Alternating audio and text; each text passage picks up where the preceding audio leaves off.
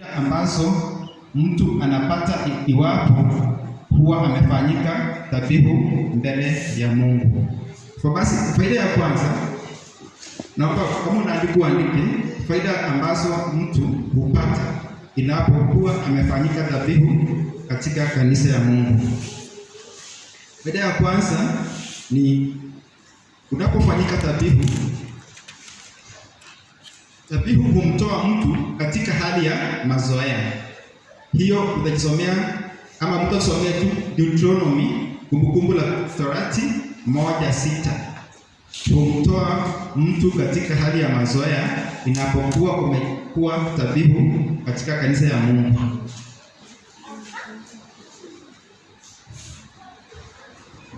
Kumbukumbu la Torati 1:6.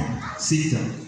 Kumbukumbu la Torati 1:6. Biblia inasema Bwana Mungu wetu alituambia huko Horebu, akasema, mlivyokaa katika mlima huu vyatosha.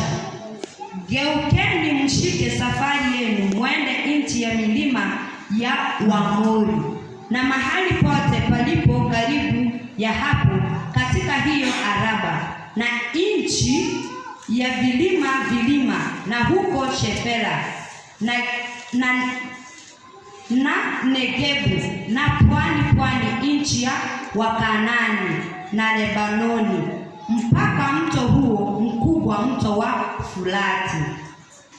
Amen. Nipofikia hapo.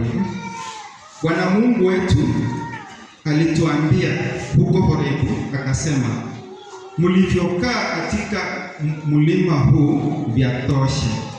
Katika Biblia mlima inaelezea kuna hali gani wewe ambao unaipitia, ambao umejiitia hiyo hali kwamba ni yako. Labda ni ugonjwa, umejiitia kwamba huu ugonjwa ni wangu. Hivyo basi unapokuwa umetoa dhabihu katika ambao inampendeza Mungu, yani Mungu atakuondoa huo mlima. Haifai ukae katika hali ya mazoea.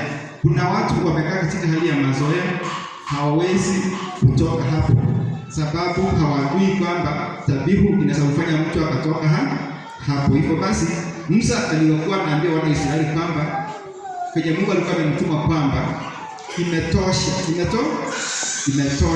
Mlivyokaa katika mlima huu imetosha. Na leo ndio kuambia kwamba hali yoyote ambayo unaipitia, hali ngumu, kama ni magonjwa, shida yoyote, kama ni kazi hauna, kama ni wewe ni sasa hauna mtoto, hiyo hali leo inaanza Mungu anaenda kumalizia iwapo tu utakubali kuwa dhabihu katika nyumba ya Bwana.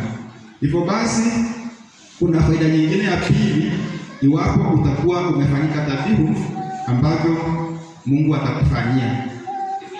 Ya pili, mtu asome Romans Warumi 8:31-33. Inasema kuwa point hiyo